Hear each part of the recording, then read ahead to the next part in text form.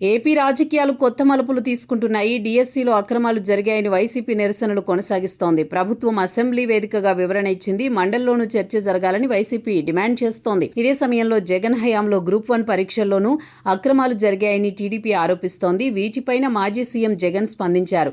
Group 1 అక్రమాలపై CBI విచారణకు తాను సిద్ధమని, డీఎస్సీ పైన సీబీఐ విచారణ చేయించడానికి చంద్రబాబు సిద్ధమా అంటూ జగన్ సవాల్ చేశారు.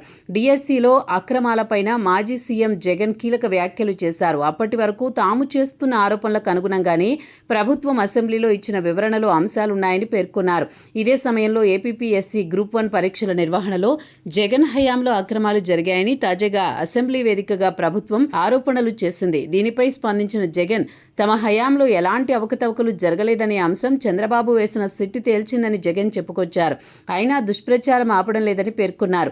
ఈ క్రమంలో చంద్రబాబు లోకేష్ ఓపెన్ ఛాలెంజ్ చేశారు. ఏపీపీఎస్సీ గ్రూప్ 1 చంద్రబాబు హయాంలోనే నోటిఫికేషన్ రిలీజ్ అయిందని చెప్పారు. ఎన్నికల ముందు హడావుడిగా ఆయన విడుదల చేశారని, తాము అధికారం చేపట్టక ముందే ప్రిలిమ్స్ పూర్తయ్యాయని చెప్పారు. అందులో పాస్ అయిన వారికే మెయిన్ ఇంటర్వ్యూలు నిర్వహించామని వివరించారు. గ్రూప్ 1 పరీక్షల్లో ఎలాంటి అవకతవకలు జరగలేదని చంద్రబాబు వేసిన సిట్టు తేల్చిందని జగన్ పేర్కొన్నారు. వాల్యుయేషన్లో ఎలాంటి తప్పులు జరగలేదని చెప్పినట్టు వివరించారు. అయినా తప్పుడు ప్రచారాలు చేస్తున్నారన్నారు.